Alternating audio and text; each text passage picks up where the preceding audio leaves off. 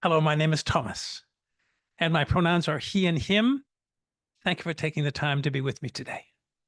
This podcast is being recorded in Honolulu, Hawaii. I acknowledge that the unceded Aina, or land on which I live, called Kakako, is part of a larger territory recognized by Kanaka Maoli, or Indigenous Hawaiians. I'm honored, my husband is honored, and we're grateful to be a guest of the Hawaiian people on this beautiful island of Oahu in this city of Honolulu. In this podcast, I'll share my experience with the energy of ritual, both big R ritual, like that created to acknowledge the passing of someone I love, or a little R ritual, like taking time to express my gratitude for the gift of waking up in the morning. I'll share some of my rituals, offer an overview of what ritual is, and then share some of the ways you might consider bringing or renewing a ritual practice in your life. I'm proud to share ritual and its richness with you. Rituals give me, let me own it, and they can give us a sense of control. I'm not talking about religious ceremonies, esoteric chanting, or an obsessive-compulsive behavior. Rather, the more practical and down-to-earth kind of ritual that actually inspires us to feel like we're in charge of our lives. And of course, rather than thinking about ritual as something that isn't homegrown, doesn't touch our hearts, I'm going to talk about the more practical and down to earth kind of ritual that actually does make us feel like we've got something going on. Think about a job interview, a presentation in front of a large audience, or that first date. Remember a first date? Imagine if you had a ritual that might have made that first date a little bit more comfortable. When facing uncertain situations, rituals help us focus. They help us deal with anxiety. And they can even actually inspire us to feel more confident. Rituals can increase our performance by turning small, everyday acts into more significant ones. They add meaning and joy to our lives. And rituals helped me because I have these rituals in my life because they carry emotional significance for me. And that's really important. My ritual as a little boy, and this started in elementary school, my ritual of walking across the alleyway at 2421 in Calgary to lay in what I thought was a wheat field. I read about this in my book. It actually wasn't a wheat field. It was a vacant lot where they actually didn't cut the grass, but it got really tall. At least to a little boy, it got really tall. And of course, beginning in elementary school, I created this ritual.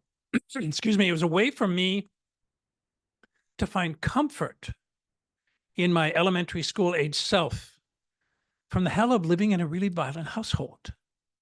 I can still, when I close my eyes, I can still sense the peace, having watched the movement of the long grass as I looked up from laying on the floor of that long grass. I can still feel that peace today. My elementary school age self created this ritual with a focus of having inner peace. And God knows there was no outer peace during that time in my life. So that's when it began for me. And it probably began before then, but I don't remember the formality of ritual. I'm sure that there were some, but nonetheless, I think that was the more formal one. The wheat field, the tall grass across the alleyway from my wartime home in Calgary. So what exactly is ritual? And of course, there are as many definitions to rituals as there are scholars who talk about ritual, who study them, and ultimately folks who perform them. Let me humbly offer my own definition of ritual. For me, a ritual is an embodied symbolic act through which I render visible the invisible values, the emotions, the turning points, and insights that are actually most essential to me.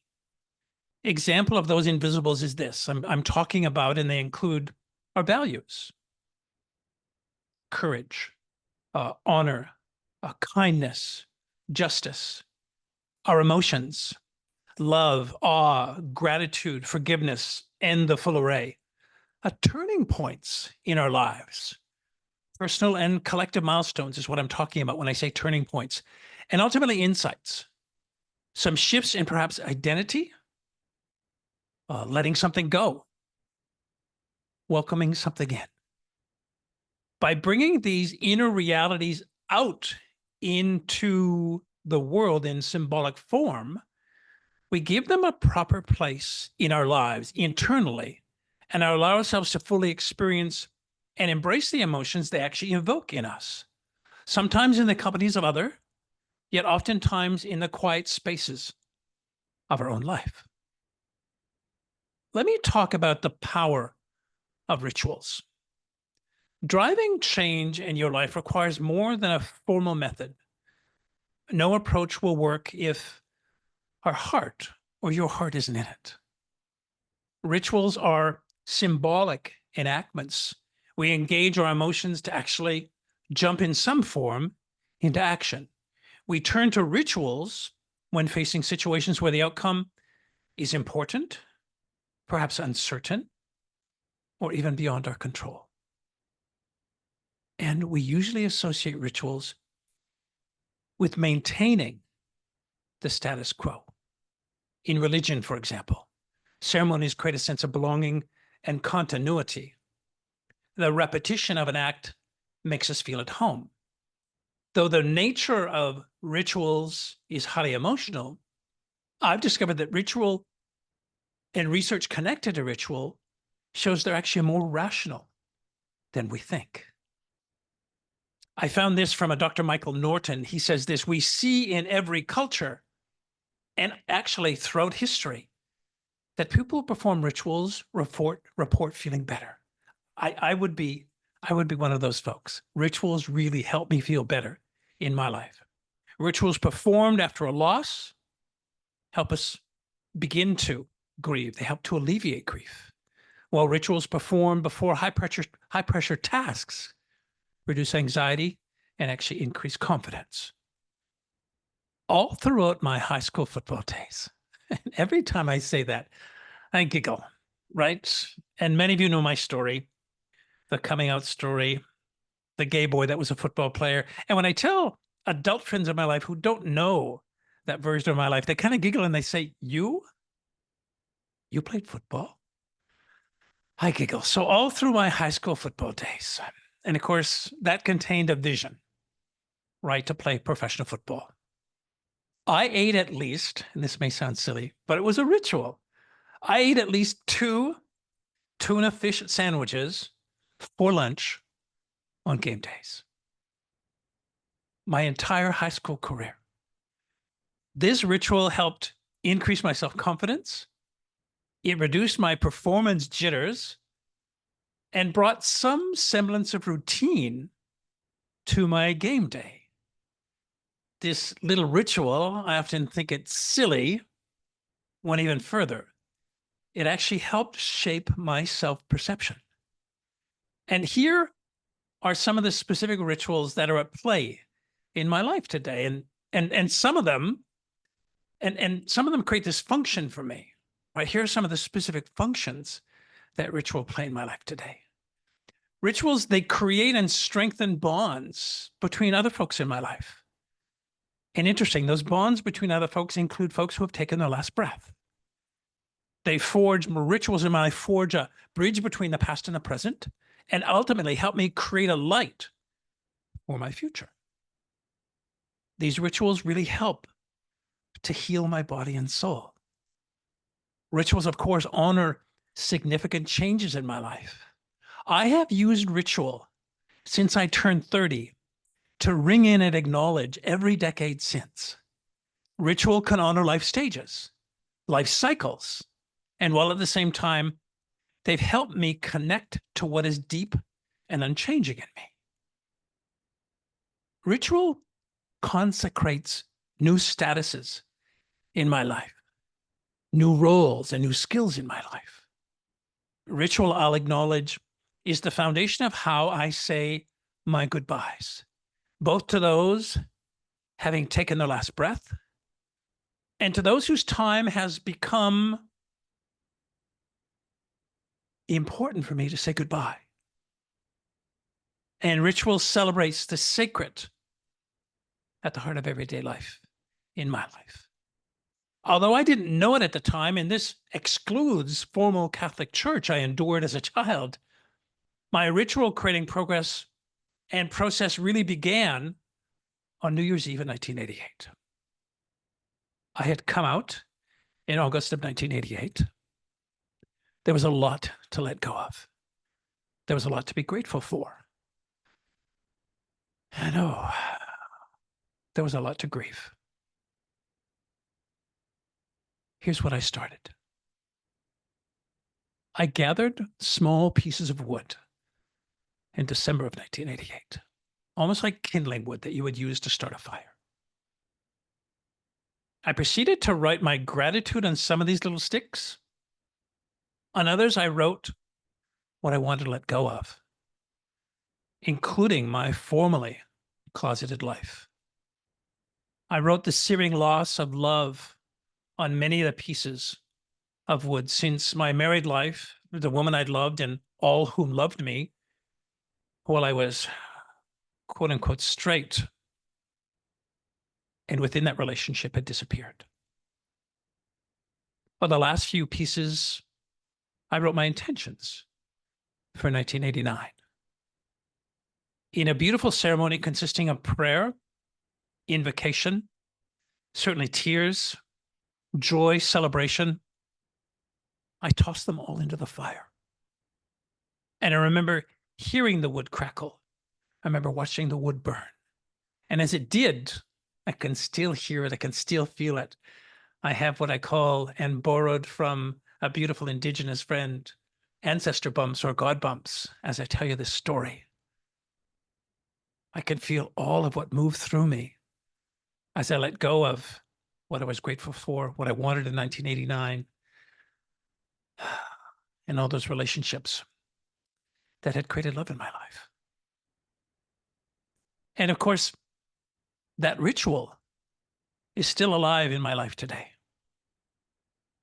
It now includes my husband. And oftentimes it includes a dear friend of ours in Vancouver as well.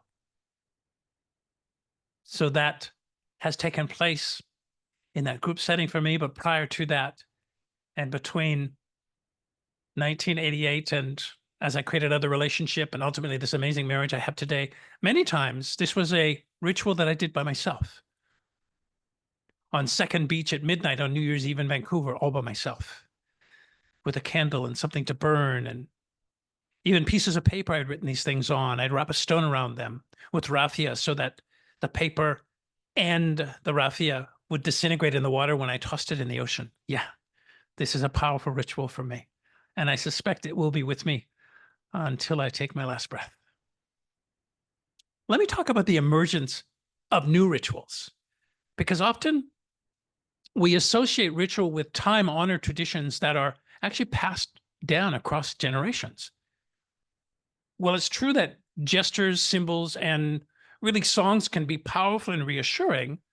I now understand and have created and improvised many rituals that actually are my own. They aren't connected to culture. They're certainly not connected to my family, that are just as effective or even more powerful and certainly more genuine as I've adapted them to the needs and the sensibilities of the life that I have. When news of someone's passing in my family or in my friendships, or even in the lives of some of my dear friends, I always light a candle with an invitation for that person to follow the light home.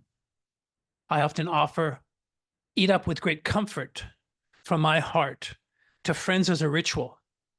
Many tell me it helps them to grieve. It helps them to begin to grieve.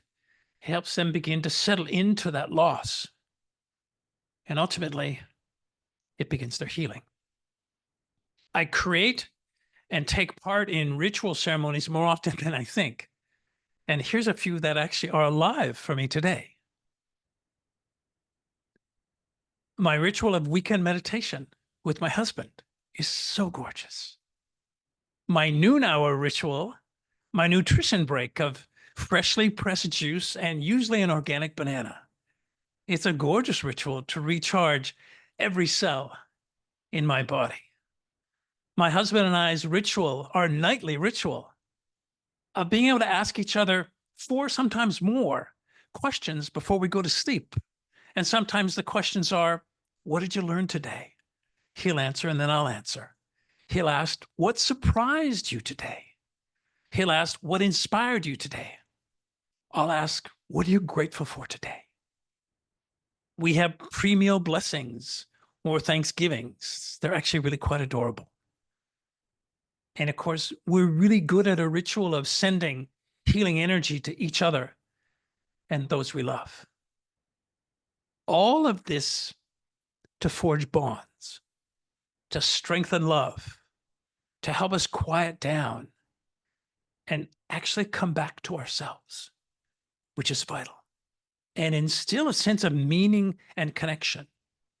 And notice that all of this is done without any preordained roles or actually scripts. These spontaneous rituals help satisfy our deep need for cherishing or finding significance in life. I'm going to suggest and assert in my life they are big anchors for ways of being that I know have created this person that you're watching now, if you're on YouTube, or this person you're listening to, whether it be on Apple or Spotify or wherever you get your podcasts. Rituals have everything to do with who it is that I get to be today. So let's chat about this notion of reinventing ritual, because rituals can also be spontaneous. They can be improvised. They can be one-time events. They can be our own.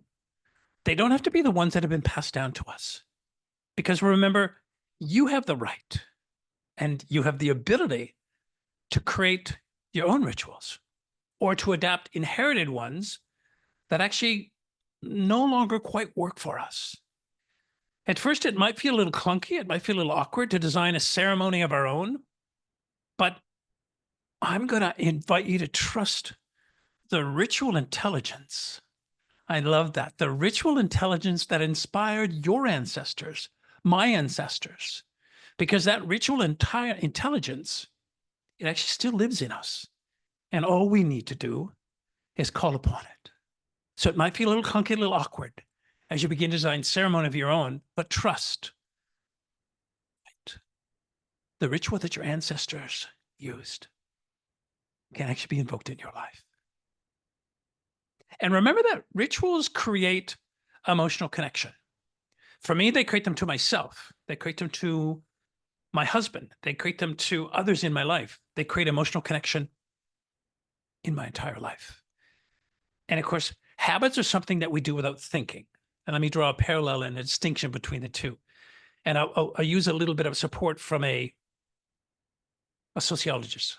His name is Robert Withnow.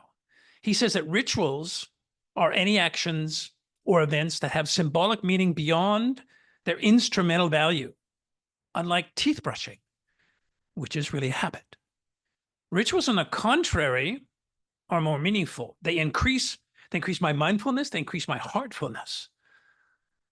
My rituals are like a celebration. They involve my emotions and they bring my full attention to the moment. Mindfulness, heartfulness. And my rituals and rituals in general are ultra specific. They are step-by-step instructions that are easily repeatable and actually help create a specific outcome. A ritual is something done to prepare for action, while a habit is something done repeatedly for the purpose of performing the action itself. There are automated versus mindful acts. Habits develop without us knowing it. After various repetitions, our brain switches to automatic mode. Rituals, on the other hand, are done with deliberate intention and focus. A ritual requires intention, intent, and engagement. It has a very specific, right? It can have a very specific ritual. And when I think of very specific ritual, I had a very specific ritual while writing my now published memoir. I would first light a candle, trusting it would draw the energy of my ancestors from the inspiration of that light. I called on my ancestors with every word that I wrote. I'd remove all distractions from the environment I was writing in. So no TV, no phone, no books, maybe a thesaurus or a dictionary. I'd start with a fresh pot of herbal tea, some fresh fruit to nourish my body. I had a heart carved out of quartz beside me and an intention to trust the energy of God, Spirit Divine, to flow through me as each word was building my book. I'd spend hours writing in this carefully designed environment. These were my mindful and heartful actions that created this ritual for me. And then there's a singular versus a multiple focus. A habit usually involves one specific action that you can do over and over again. Flossing your teeth or drinking water once you wake up are habits. Rituals involve different elements and activities. They include multiple habits. On the occasion, and since my first loss of a Dolan family member, I have developed a ritual that helps me acknowledge the loss and actually begin to grieve. I find something or I take something representing that family member. And since my oldest brother was the first Dolan to take his last breath, I took a photo of my brother Rick at Mount Royal College, and perhaps it was even in high school at that time. But it was his beautiful face with his football uniform on and two cheerleaders kissing each one of his cheeks. He was the football star. What I did with that photograph was I burned it. I then took the ashes to the field where Rick taught me much of what will become my football talent. And I scattered the ashes on that field. I stayed at that place for some time, remembering all the time Rick would coach me on the many skills of football. It was a singularly focused ritual with many moving parts. And as you can well imagine, many beautiful gifts.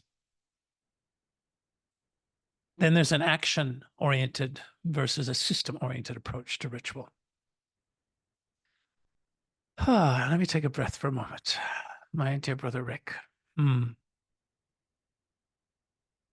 action-oriented versus system-oriented approach. A habit, remember, is an action that you started at some point and now continue doing without much thought. It's action-oriented. A ritual is a sequence of activities that are performed in a particular place, that football field, that playground beside our house, and they're actually done according to a set progression. A ritual must have a clear beginning, middle, and end. Right? To celebrate the coming of a new year, my husband is usually with me, and our dear friend Ty in Vancouver, each of us purchase 3 small cedar-graved pieces of art. I can always smell, and I love the smell of those little pieces of cedar, but they're small wood tokens, and they're done by Indigenous artists. And each of them has a word carved into it, and there's an icon that's associated with that word. For instance, the word gratitude, if I remember correctly, from last year, that was carved on the piece of wood. There was also a carving of a salmon. So each year, this trio of cedar pieces, they're always different. We always choose different words. My husband chooses his 3, as does Ty. I choose mine, and our ritual begins. It usually begins sometime in November, either early December, when we find these cedar tokens. We begin to think about what we intend for the new year, what our intentions are for the new year, what we're grateful for, in this case for 2024, and what we want to let go of from 2024. Actually, the intentions I mentioned are the intentions we want to invoke for 2025. There we go. So on New Year's Eve, we We write gratitude on one of the pieces, and it usually takes all of the space. On the second one, we write our intentions for the new year. And on the third one, we write what we want to let go of. We have a beautiful ceremony together. And we then each of us let go of the three. We've burned them. We've tossed them into the ocean. We've cast them into the waves. When we were at Ucluelet, I think we've buried them. We maybe have tossed them into the forest. But we've let them go, trusting that whatever element we've tossed them into, we'll care for them in a way. We'll care for our intentions, or express gratitude, and the release of what has served us, because those elements can give them way more power than we can, and can support a ritual in ways that we actually couldn't even dream of. It's a ritual that's obviously become a habit, only because it's sacred, and only because it carries deep meaning for all of us. So how do we build more meaning in our lives using ritual? Here, I want to chat about some of the power that I think ritual has for us. And the first might be this. Rituals increase appreciation. Boy, it sure does for me when it comes to New Year's Eve, and all that flows from that, right? Because I'm letting go, I'm intending, and I'm also grateful for what my life has been cumulatively in a year. Rituals turn the ordinary into something meaningful. The simple ritual of toasting before we drink. It doesn't affect the quality of what we drink, but it sure makes what we're drinking taste better. Rituals create a more positive mindset and heart set, and also increase our attention. We learn to appreciate the whole experience. Have you ever felt that you aren't stopping to enjoy the small things in your life? By building a ritual, you can actually bring together what you want to love and actually how you want to do that. It can bring more attention to something that's small and something that you really want to enjoy. So rituals increase awareness and appreciation in our daily lives. Rituals have stopped me from living on autopilot. It's probably one of the biggest joys of ritual for me. Rituals can transform the mundane. I think it's necessary to create a special space and practice to protect what matters most to us. Whether it's taking a bath, perhaps you have a ritual for that. Reading a book, I know I do. Practicing meditation, or just winding down and listening to music. Our personal time is precious and can be greatly enhanced with ritual. As a form of ritual dedicated to growing my joy of learning, I actually read 20 pages a day. And I'm told that that equates to 30 books per year. Who knew? My husband and I have a ritual of walking 10,000 steps or more on as many days as we possibly can. And again, I discovered cumulatively, we might be walking the sum total of 20 to 30 marathons per year by walking 10,000 steps or more. I know if you do that every day, 365 days, it ends up having you walk 70 marathons. Pretty cool, huh? Great ritual for us. So as to stave off frustration for never having the right moment to do what I want, I constantly design ritual that helps me protect the space, the time, and the energy to take care of me and those folks that I really love. So my rituals turn ordinary experiences always into sacred ones. I have a choice. I can walk through and around mundane, or I can create ritual that creates sacredness for me. And clearly, this seems a little silly even to say, but rituals help me celebrate life. We're usually so busy that we miss noticing the good things in our lives. Rituals provide an emotional and a rewarding way to celebrate good news, no matter how big or how small. In my home, when either me or my husband create an opportunity of self-growth, inner reflection, or some semblance of breakthrough, we actually halt our lives We take the time with reverence to acknowledge our courageous selves, our learning selves, our compassionate selves, or our inspired selves. It amazes me when I hear Adam say these words to me: I want to acknowledge you for finding the courage to learn that that circumstance was a powerful teacher for you. We both take the time to appreciate growth and progression, and not for the sake of growth and progression. We create a ritual to remind ourselves to celebrate the small wins for ourselves, the small victories we've created for ourselves. So rituals are not obsessive behaviors, but they're actually my way. And in my relationship with my husband and with some dear friends, it's our way of celebrating life. I'm going to suggest that because I've witnessed it, I've been a part of it. Rituals build stronger community. I cannot change the world alone. We is greater than I. Collective rituals are as important as individual ones. I'll look to our gorgeous indigenous communities who constantly show the power of we. The potlatch, right? I'm, a friend told me it's a Chinook word. It's a ritual or ceremony. It's integral to the governing structure and culture and spiritual traditions of various First Nations, particularly in the Northwest Coast. Well, the practice of and the formality of the ceremony differs among First Nations. It's commonly held on an occasion of an important social event, such as a marriage, a birth, a funeral. A great potlatch might last for several days and involves feasting, spirit dances, singing, theatrical demonstrations, gift giving. Rituals bring people together around a shared experience. And finally, rituals help us jump into action. A good ritual creates an emotional connection with our tasks. Work doesn't feel like work, but something more interesting when we might have a ritual connected to it. I know as a writer, and when I was studying those that I might look to as mentors, I remember reading a little quip around Stephen King. Right, his ritual is to write every day, no matter birthday or holiday. And of course, it's no wonder he's one of the most prolific writers and prolific authors that ever existed.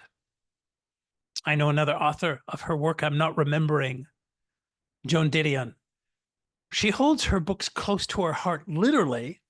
When she's about to finish one, she'll sleep beside it in the same room. And I thought to myself, in bringing this podcast to you today, this notion of hacks, right? Are you tired of experimenting with productivity hacks? Lord knows I am. Why not instead build your own ritual? Create an experience that's true to you, to who you are, and I'm going to guarantee that'll create some excitement for you.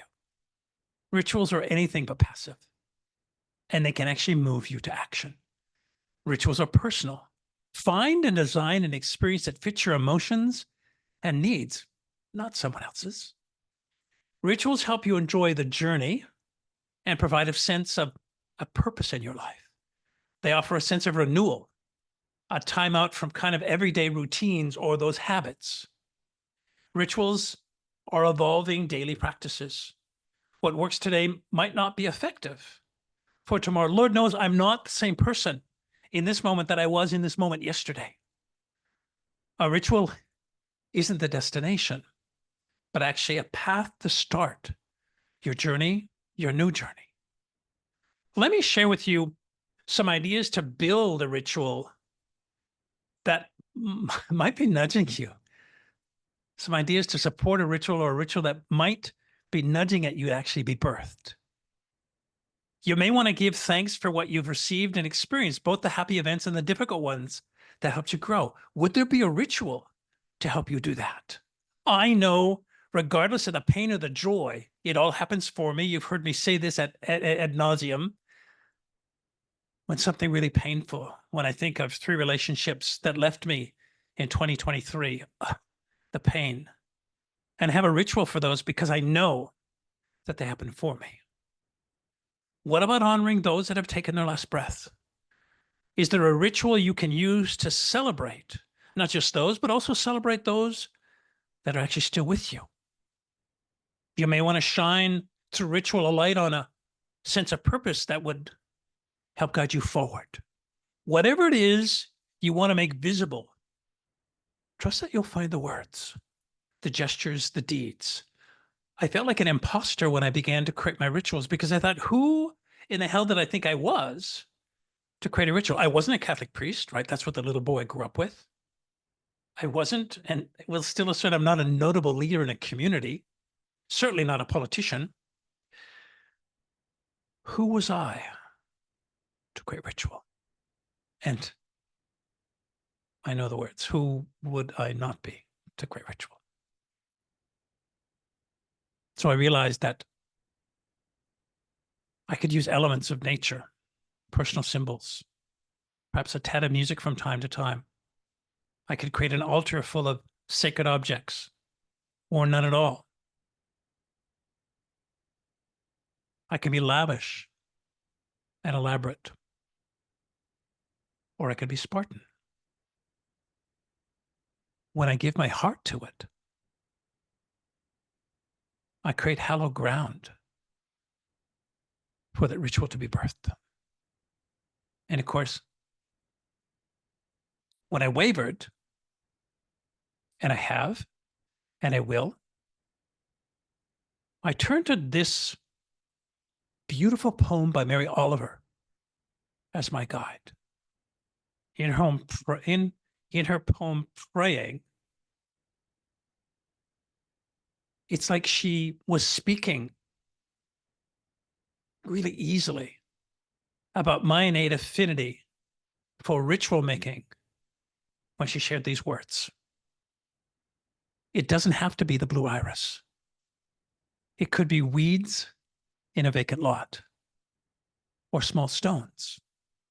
Just pay attention, then patch a few words together, and don't try to make them elaborate.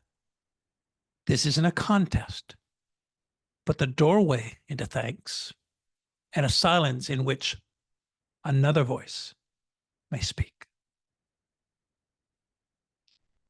I appreciate you. Thank you for being with me.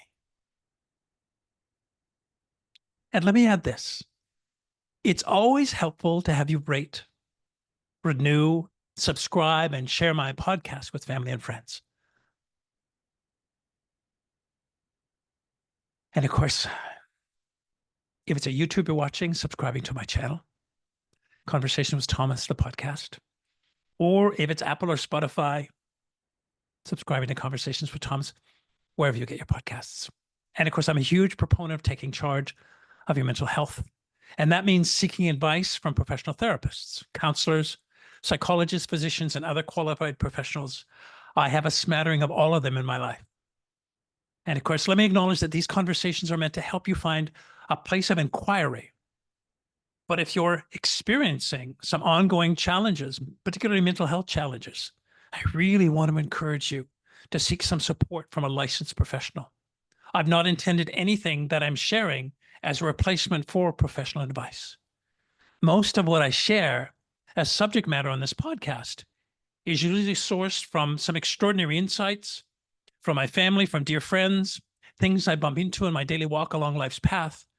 And I pepper them with what I like to think of as a healthy dose of research. Conversations with Thomas is produced by me, Thomas Kevin Dolan. It is also executive produced by my purveyor of all things techie, my amazing husband, Adam Ma. And I'd love to hear from you. Please email me at conversationswt@gmail.com. Conversations, the W is with, the T is Thomas, conversationswt@gmail.com. I'd love to read your feedback on any of my episodes. If you have a suggestion in terms of what you'd like me to chat about for future conversations with Thomas, and most importantly, if you're comfortable, or even if you're brave or feel that you can be vulnerable to share the impact of any episode that you've listened to, I'd be honored to make room for that commentary from you. Thank you.